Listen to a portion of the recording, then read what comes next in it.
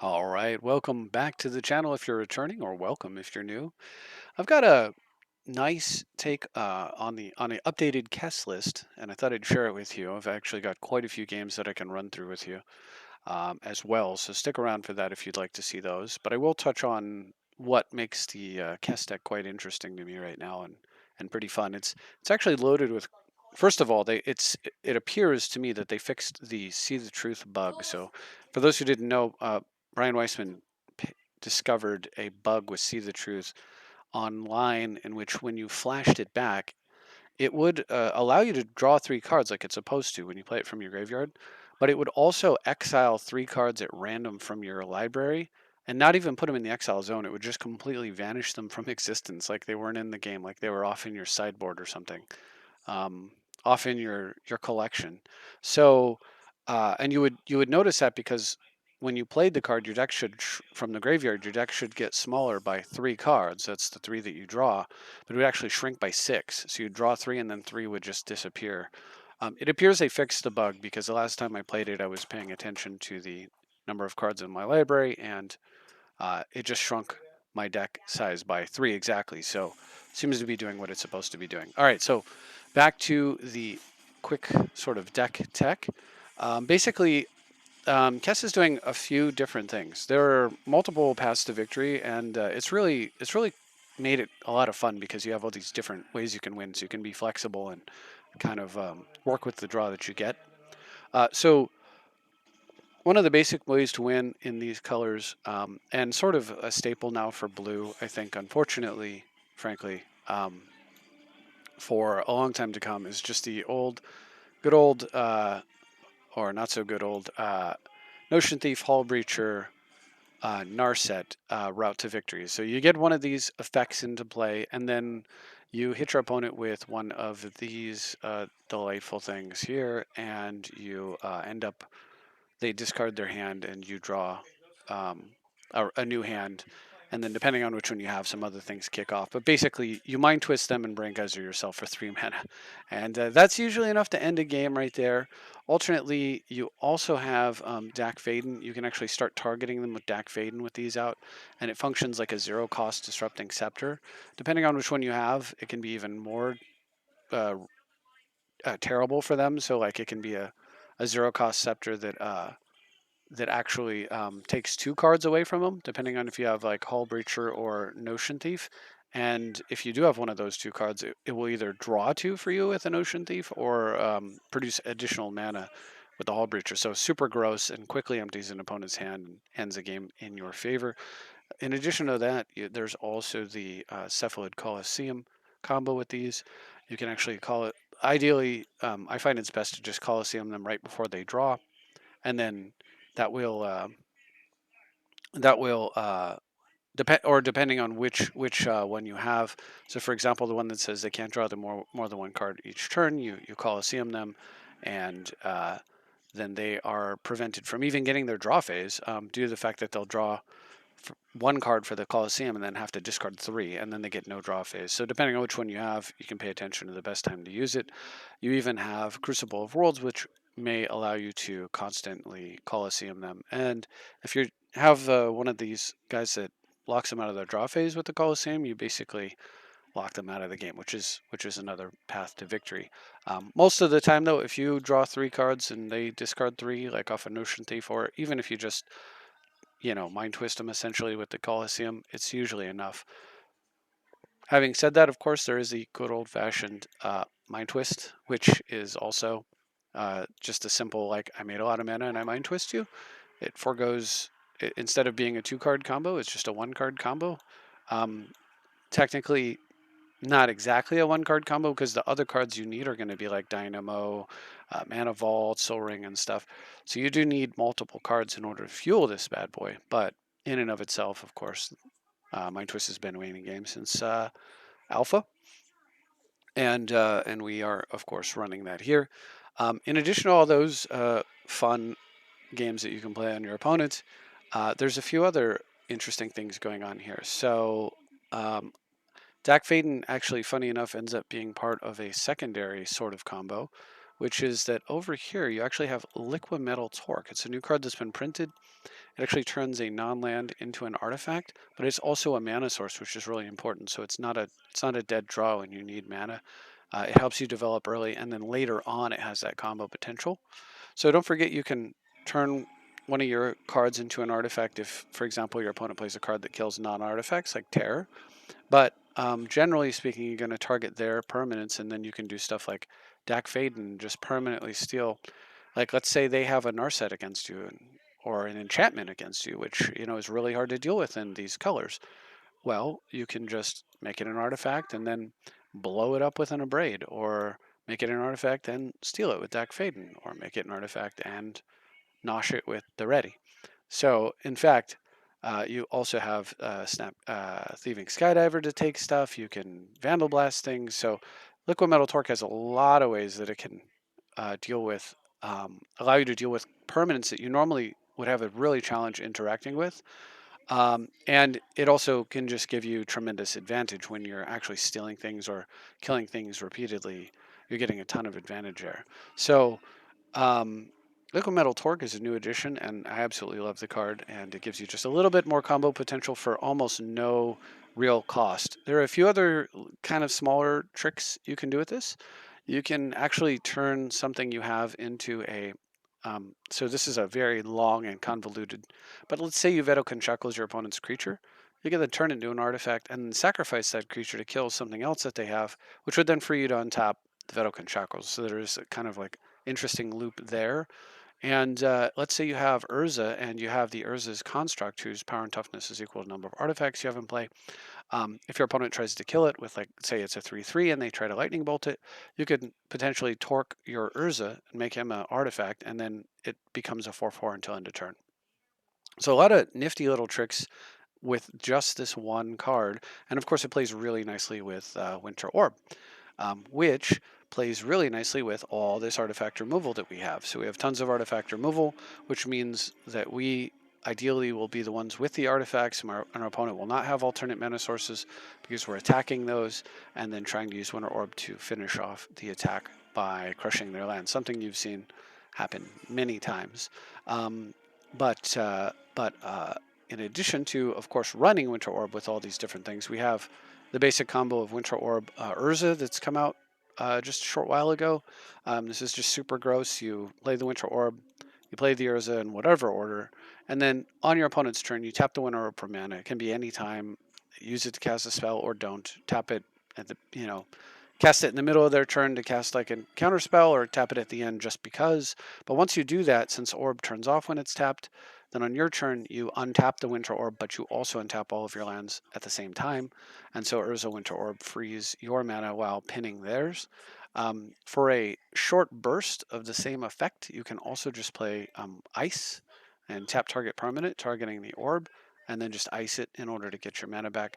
And of course, you can also play Treachery in this deck to steal a creature of theirs.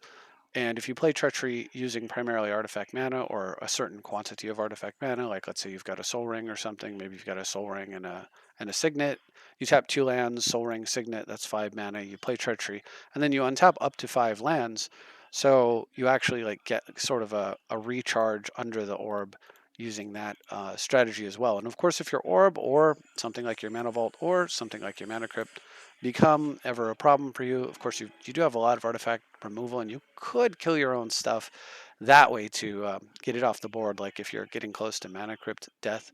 But the easiest way to do it is just to play Duretti and sacrifice for value there. Um, Duretti, incidentally, normally not necessarily the greatest in this color combination, but much stronger in a deck with Liquid Metal Torque. It actually makes Duretti better, and because it makes Duretti better, that Duretti then makes Mana Crypt and Mana Vault a little bit safer. For the most part, the life loss from these cards are generally not a threat, but they can be, and it's nice to have some outs, some solution to them. Also, keep in mind that the Ready's Ultimate, which makes 3 copies of something, of a artifact in graveyard or in play, well, you can Liquid Metal Torque something awesome, and you could Duretti and make 3 copies of it. Pay attention, of course, if it's a legend or a planeswalker, but outside of that, you could make something really cool. And sometimes even just one copy of a legend or a planeswalker could be all you need to win a game. If, um, for example, if you're copying your opponent's, I don't know, Jin Gitaxis or something, maybe that's enough to win the game for you or whatever. So you can keep that in mind, but a lot of times, of course, if you've gotten to the point where Dreddy is ultimated, you've probably won the game anyway, but it's nice to have just these little subtle interactions that allow you to, do it a little bit better, a little bit more often, and with a little less fuss. So that's basically the sort of conglomeration of different interactions that the deck has that go beyond just your standard sort of what I would call the standard control package. And it's really exciting to play this deck and have all these different routes that you can take to victory. Very, very enjoyable, as a matter of fact. Now, um, along those lines, the mana base is a little bit, this is about where I usually am, about 29 lands and such. I would really prefer, generally speaking, 30 lands or even 31. Unfortunately, I don't really see cuts here. It is nice that the Torque is added an extra artifact mana source that's available for relatively cheap to kind of help make up for the fact that we're only running 29 lands. But um, and then amongst those 29, I've got 2 lands that come into play tap, which is generally bad under Winter Orb. So it's notable you want to fetch these out early if you can. They are the Fetid Pools, which is the island swamp that cycles, and Volatile Fjord, which is the island mountain that does not cycle. Um, the upside of Fjord being that it's snowland, not exactly exciting, but unfortunately, there is no, as far as I know, Fetid Pools similar land like the fjord. We would much prefer to have cycling so that if you draw, if you draw the pools at some point that you do not want to draw the pools, you can at least turn it into a real card. You can't with the fjord, so um, but by running these additional cards, we get a little bit more consistency from our fetch lands. Unfortunately, there's no Triome in the friendly color combinations, so there's no blue, black, red Triome, which would be absolutely wonderful for this deck. And like I said, there's no off color cycling land similar to the Fetid Pools. So both of those cycles have not been completed by Wizards, and it's kind of unfortunate for Commander, but we'll just work with what we've got. Everything else is fairly standard in here, I think. All the fetches, your strip and waste combo, everything tries to produce blue except for the one Badlands is just a sort of target that allows a land like Arid Mesa to go get any color, just because we are playing the singular Badlands. We've got the Cavern of Souls like normal, the Ancient Tomb. We've got the workshop. We do have the workshop, right? Yeah, okay. We've got the workshop. We've got Mystic Sanctuary. We even have a basic island, which is really nice to have in case somebody does something like a Path to Exile or whatever. We can go get it, and it also just in general keeping the island count high is really good. Because we are playing Mystic Sanctuary. Mystic Sanctuary, by the way, is how you can keep yourself from being decked if you're facing a Millstone style deck. You have a deck that tries to mill you out. Already is going to have a really bad time because you're playing Kess, but you do have Time Twister to reload your deck, and you have Mystic Sanctuary to get your Time Twister to reload your deck, and then not exile the Time Twisters. If you do it this way, Sanctuary into Twist, then the Twister will not, unlike playing it from Kess, it will not be exiled, and that means that later on you could potentially get Crucible of Worlds out. You can strip mine your own uh, sanctuary and then replay your sanctuary, thanks to Crucible. And then this right here, this package creates a infinite loop of a deck that doesn't empty itself out, which is possibly important. Generally, not important because of the way that the deck tries to win, but it does give you at least something if you are in a game where that seems like it needs to come up, then you've got the option. Lastly, there is a brand new card that was printed that's very exciting for this deck, and that card is Ragavan Nimble Pilferer. And it's really funny because this guy also produces artifacts in the deck, and so this card, just by existing, it's insane. It's the best one drop ever printed.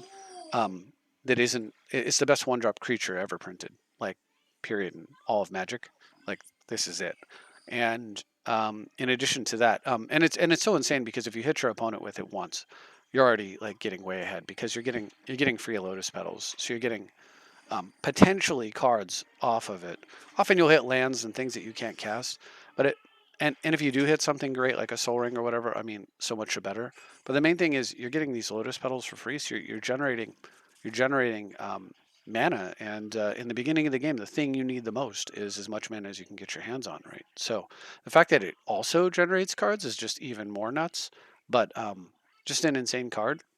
And because it produces these artifact treasures, it actually makes this card and this card and this card better. So it makes these three cards a lot stronger because of playing this guy. It has synergy with all three of them, right? So treasures from Mox Opal to turn on sooner, artifacts you can sacrifice to Duretti, and artifacts that you can tap. If you do get the Ragavan Urza combo out, you're actually producing essentially Mox Sapphires off the Ragavan because you could just tap them for blue. So this becomes the true Mox monkey, actually. Unlike Gorilla Shaman, who eats Moxes, this is the Mox monkey who creates them for Urza to tap there. So kind of cool there. I think that's generally speaking everything that needs to be covered in the deck tech for the Kess deck. And so I think what I'll do is I will just move into some games because I don't want to just wrap it up there. And I think I'd rather just it's easier to show than tell sometimes. So let's do it. Let's get into some games. All right, so we'll just go off for the last 7 days, and you can see I don't have a flawless win record. You'll see there's a loss to Dr. Evo, and then you'll see a lot of games against Dr. Evo. This is the individual who's a fan of the channel, and I've in the past I've done channel fan matchups. So I've done 5 color bad stuff and others. And so this is another one, another series that you'll get to enjoy here. But you can see he beat me there. He beat me there. And then I lost one to Champion of Thune right here. This was mm, this was unfortunately. So there's one card that I'm not using that you would expect to see in a list. Basically, when you pick up black, you almost always are going to pick this card up, and I'll show you which one it is. And it is, if you haven't picked up on it yet, is this guy actually. It's Opposition Agent. By the way, there are 2 cards in here that I'm not using in black that you would always want to use under most circumstances. This is the exception to that most circumstances. The card is Necropotence, and then of course Urborg, and the other card is Yakuma's Will. So I'm not using either one, and that's really kind of crazy. But the thing is that Kess kind of is mostly a Yawgmoth's Will for what matters the most, which is all of your flashback instants and sorceries. So you don't really need will that much. I mean, it's really good to be able to will and flash out a Soul Ring into a Mox Opal into a Winter Orb, right? Like that's incredible when it happens. And throw a Strip Mine in there, right? Living the dream. But as much as it's good to be able to do that, um, in general, when you're willing, you're often flashing back instants of sorceries. You're willing in order to play a tutor, in order to play a brainstorm and get it in your hand and maybe do something else, and then you get like a land out of it. Um, and as nice as that is, and it certainly is good. If you can save the slot and put more cards into the deck that with effects that aren't really as easily replicated, then that makes more sense to me. So that's what I've chosen to do. I chose to forego Yawgmoth's Will because of Kess's ability. And in the meantime, I've also decided to skip Necro. And the reason I skip Necro um, is, first of all, it frees up the Urborg slot. Um, so basically, I have more. It gives me a basic island, for example, that I can play. So I have a little bit better mana base. It's much better to have a basic island in the deck than it is to have an Urborg in the deck, if you can help it. Sometimes, for example, Urborg ends up helping your opponent for starters, and uh, like if they're playing black and they're short on black mana, and then of course, just if again, if we don't have to play that, we don't want to. If there were an Urborg for islands, it would be the best thing ever. But unfortunately, there's nothing like that. So yeah, we just don't play it, and then we don't have to run Necro. And the reason we don't really, the main reason we don't run Necro though is because we've got these guys. And with draw sevens, Necro's much weaker. Um, it's just Necropotence is one slot and this is two. So basically, you could take these two out and put in Necropotence and Urborg and do it that way.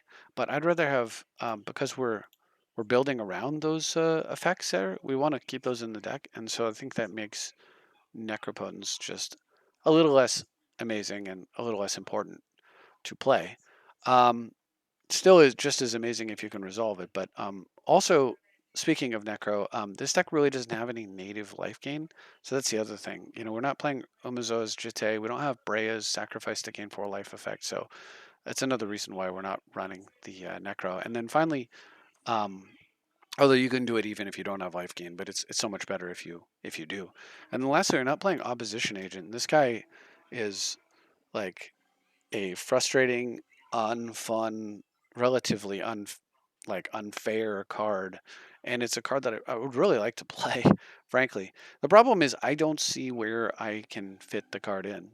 Everything in the deck is sort of harmonizes very well to either make other cards stronger or to address shortfalls or whatever. Like everything in the deck has a purpose, and Opposition Agent really doesn't. Like there are cards you could play that would give it more purpose, but I'm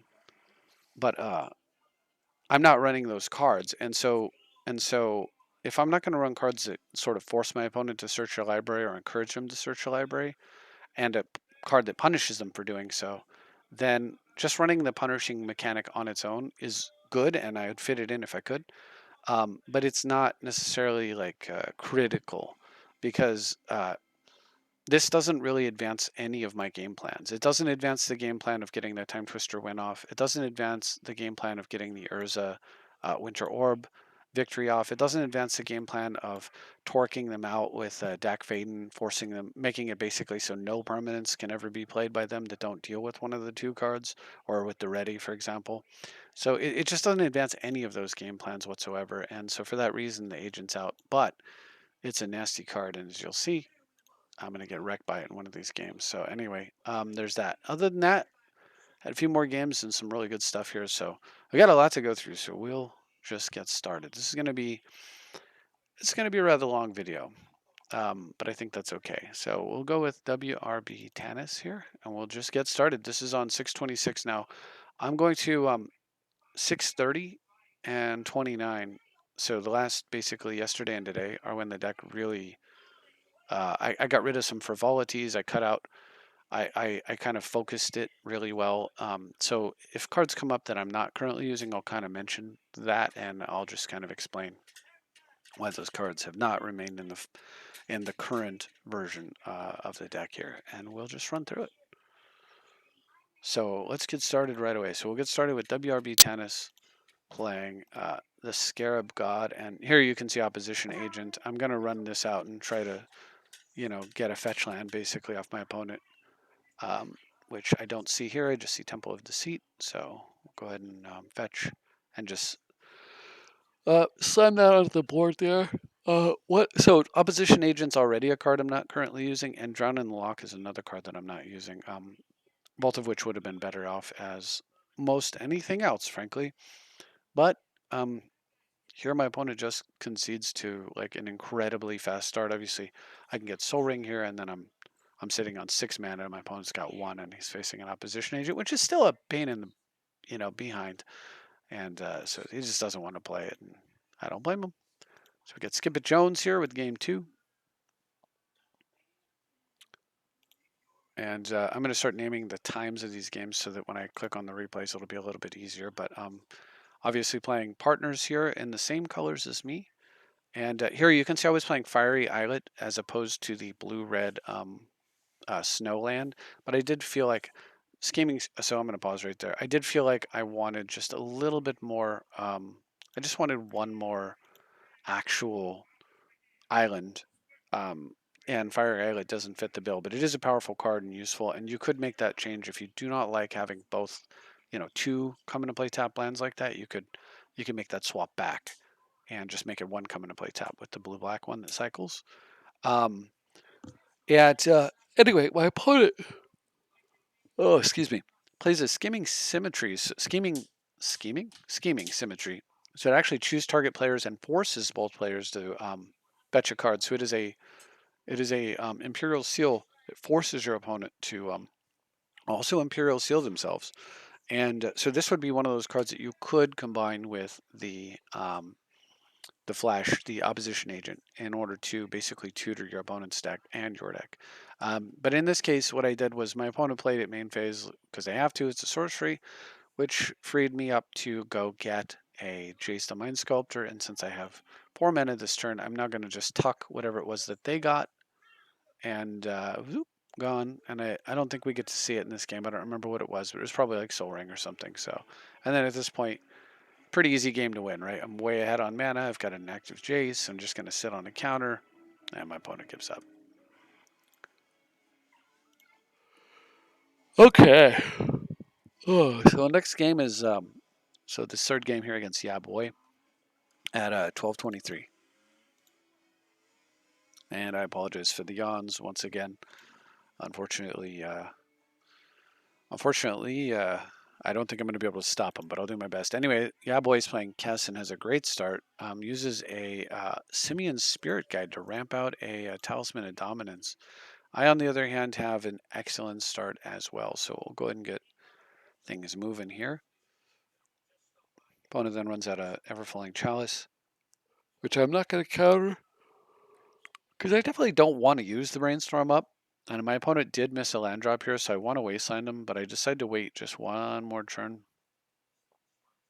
And luckily, and then I misplay here. I actually should have wastelanded them before casting Ponder, so I'm gonna pay for playing poorly here with a flashed out Notion Thief. Really painful. So I'll wasteland them now and hope they miss their land drop. But man, and actually, as it turns out, Boy does miss the land drop, and I don't get punished for the Notion Thief. If I find Fire Ice on top, I can clear that out. I'll get Kess down, and then we'll be fine. But that was a pretty big flub there, and almost paid for. Well, I paid for the mistake. I just didn't lose the game as a result of it, luckily. All right, so Rastafarian here. Next opponent, and this individual is playing. We don't know.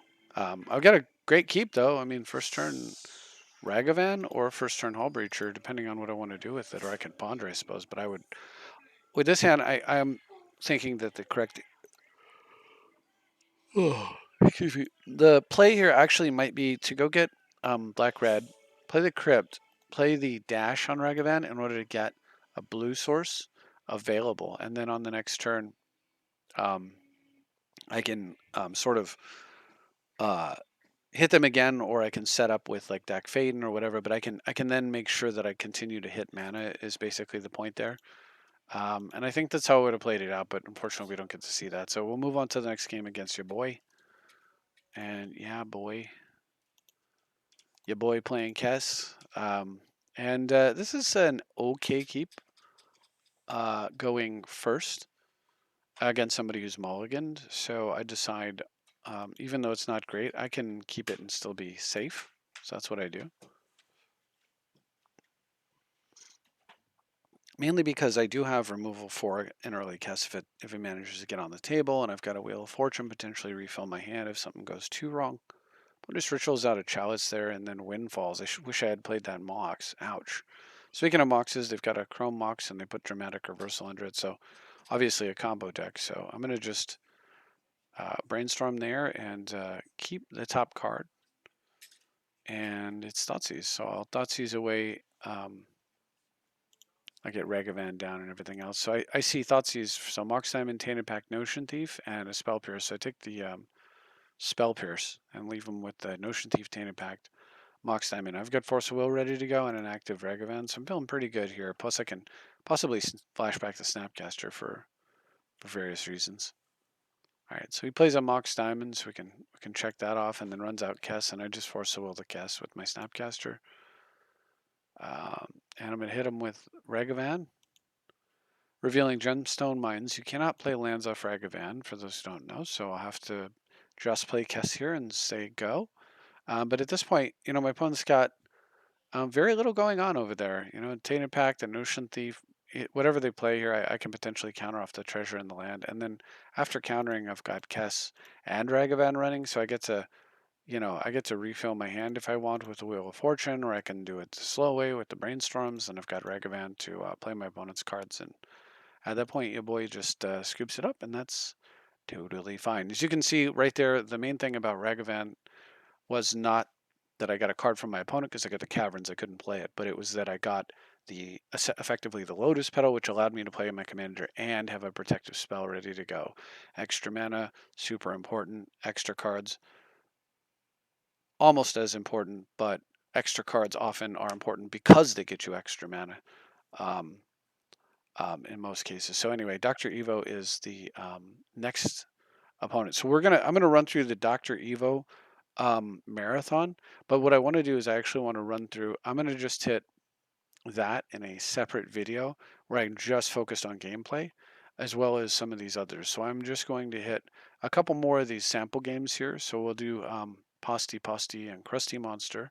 And then in the next one, the next video, we'll start with Dr. Evo kicking my butt, and then we'll run through the series and see how the rest of them went and how it was that I ended up losing the games that I did lose against him. But in the meantime, I just want to kind of get these sort of interim games out of the way. We'll do the Posty Posty Krusty and wall cards here, and then that'll allow us to do a nice video for Dr. Evo, and then maybe another one for the rest. If these things get too long, I think I don't mind making these like super long, but what ends up happening is I start getting mentally fatigued, and then my speech starts flagging, and I think it's less interesting for you. So I'd rather be able to break it up and make more interesting videos for you. So we'll hit these games now. The Posty Posty Krusty, and I don't actually remember what these games were, so hopefully they're entertaining. But at least we can fit a few more in. And we're playing against Teshar, and Teshar gets Thought Seized right away, and I take a Soul Ring, which is just exactly why those cards are just so good. Which clears the way for a Dark Confidant, and Confidant lives, and of course, at this point I get to start drawing extra cards. I do have Fetid Pools, which is not great there since it comes into play tap, but it's not horrible either. It plays a Foundry Inspector, so I'm seeing Plains and a Arid Mesa and a Foundry Inspector. And on my turn, I just go ahead and play Kess. I don't even bother abrading the card. And the reason that I'm going to pause, the reason I don't abrade the card is because I have I have the only card they know of. They have 3 cards in hand. We know they have Enlightened 2. The rest we don't know about. But I leave it in play because I have a deflecting swat with my commander. And by leaving it in play, it actually, I know that they don't have much going on over there, but this gives me the freedom to redirect a removal spell that is either killing artifacts or creatures to Foundry Inspector. So it gives me a little more flexibility on the deflect effect. And if I have the Abrade in my hand and I kill this thing, that's fine. But what if they Enlighten Tutor for something actually threatening, like a Sword of Fire and Ice, for example? I'd rather hold the Abrade for a more threatening tutor target, and not and by holding it, I can play it whenever I want to. So in the meantime, my opponent has gotten their Teshar out, which will potentially let them draw cards. So I might actually have to abrade that off the board. So we'll see what happens. So here, because I just drew Urza and I need mana quite a bit, I actually play Urza as a mana source here and just wait one more turn. My opponent plays Council's Judgment, which I cannot, deflecting SWAT, and then that frees my opponent to name my commander and turns my SWAT off completely. So that was actually really unfortunate right there for me. But meantime, I'm going to go ahead and play Narset here, get a Narset effect on the board, and just Time Twister. And my opponent Latent Tutors in response doesn't do anything. I didn't really need to do the whole Narset Time Twister thing there, but it's good, so we go for it. It's not. It's good. Basically, what I'm getting at is I could have waited and used more of the cards in my hand prior to doing that, but it's good enough. Like, you don't necessarily need to be that greedy, and if the effect will basically win the game for you, then go ahead and do it. All right. In the meantime, I just deluge a bunch of cards away from my opponent here, and oh, I'm getting called, but unfortunately, I cannot answer it just immediately. This is my friend Andrew, so I'll pick that up in a moment. Anyway, meantime, of course, my opponent's basically wrecked. At this point, we're just spinning through control elements. Opponent's using Bizarre, which is pretty bizarre, given that he's got a Narset effect on him and ends up discarding his whole hand. And so, I mean, this game's over, right? Opponent's down to 1 mana, and in theory, they're going to somehow get their cards back, but the commander's never going to hit the board. So, Posty just scoops it up and runs into a second game, and this time plays the same commander. No, plays a different. Plays Karn. So, and leads off with Workshop Mana Crypt and is able to go Workshop Mana Crypt Karn, but actually has a better play, Workshop Mana Crypt Lotus. So my opponent puts 8 mana into play on turn 1. That's exciting. I managed to get 3 mana out on my turn, but yeah, not looking good. Also, they have a Dust Bowl. They can kill 2 of my mana right here if they want to. Runs out a turn 2 Worm Coil Engine for some serious beats. So yeah, things are looking a little rough for me here. So I'm trying to figure out how to spend my mana. I decided to brainstorm first and then flash out a Hull Breacher and pass, because I do have that Wheel of Fortune in my hand. And for my opponent's turn, of course, they're just going to do even more stuff. They get a Karn out, animate their Gilded Lotus, and bash me in the face for 11. Very scary stuff, but does not disrupt me here, so it does give me an opportunity. So I go ahead and set up the top of my library and then Wheel of Fortune with the Hull Breacher, which will give me a ton of mana, and then using the card I put on top of my library, which is a Dak Faden, I believe. But I'm going to go ahead and transmute a Muddle here first, and I don't recall. I don't recall exactly what I'm getting here. And it seems to be frozen. Yeah, it seems we froze up there. I think I may have picked up a copy artifact, as a matter of fact. So but I'm not sure. This also could be the incorrect hand. We might have that bug again. But anyway, the card that I did put on top was actually Dak Fade, not Vandal Blast, which might have been the first instinct. But I ended up Dak Fadening, taking their I take their Worm Coil Engine. I play copy artifact, I think, on Gilded Lotus for a bunch of mana.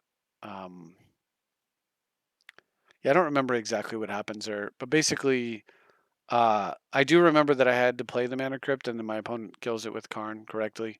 But I get the mana, rushed out, and then shortly after that, I end up stealing their Karn, and the game ends. At the end of the game, my opponent actually had Lotus and Mana Crypt get destroyed. The Karn and the Worm Coil both belong to me, and my opponent has nothing. So anyway, Posty loses, but unfortunately we didn't get to the end of that. We'll move on to Krusty Monster here, and then that'll be it for now, and then I'll do the Dr. Evo Marathon. And this opponent is playing Golos. Krusty Monster here is playing Golos, and it's interesting because I've actually seen a lot of Golos recently. They play a main phase Vampiric Tutor, which I think is almost generally, a mistake, but fine. It just gives me so much information, potentially the ability to disrupt it with like a fast chase or something. But instead, I just have a fast crypt, and I've got a force of negation. So on my opponent's second turn, they run out a soul ring. I am going to force that, and my opponent then scoops. Apparently, not the greatest mana draw there, and with the force of negation killing his soul ring, opponent is out of the game against my faster start. So that is that, and that will wrap up the series for now. A little bit of deck tech, a little bit of gameplay, and then we'll run through, like I said, the marathon in the next video. So hopefully you will stick around and check that out. I would like, and I am interested in your thoughts. This is not the only way to build Kess. Of course, you could actually build a very good combo Kess. You could run basically Into the Breach and the card that has Storm that mills 3 or 4 cards when you play it from target player, and then what you do is you run like LED, like Lion's Eye Diamonds and such, and you mill yourself for a bunch, and then you constantly replay. Basically, you end up generating tons of mana using Lion's Eye Diamond, and you mill your deck off, and then you just combo them out with like a Thassa's Oracle. And so you could set up the Thassa's Oracle combo in here, the 2-drop guy, where you win the game if your deck is empty when you play it, and you can run various tutors which will empty the deck completely. So that is a totally different way that you could build Kess, and I think it's a very valid way, and it might be a superior way. I am unsure, but it's definitely not my style. I don't enjoy it. I like control combos, things like Urza Winter Orb, things that lock the game down, a lot more than I enjoy. A lot more than I enjoy just like insta win combos. Um, however, there you could argue that the Hull Breacher Time Twister combo is an insta win combo, and it basically is. It doesn't just win the game, but it's pretty close. Um, but the reason I am okay with it is because uh, I actually would prefer that these combos were. I prefer that the ban list were adjusted so that things like this were a lot less toxically everywhere, but they are. So why do I feel more comfortable with it? And the reason is because the Hull Breacher effects, the suppression, are actually control effects that you use. It's like a control card that sideboards you against other control decks.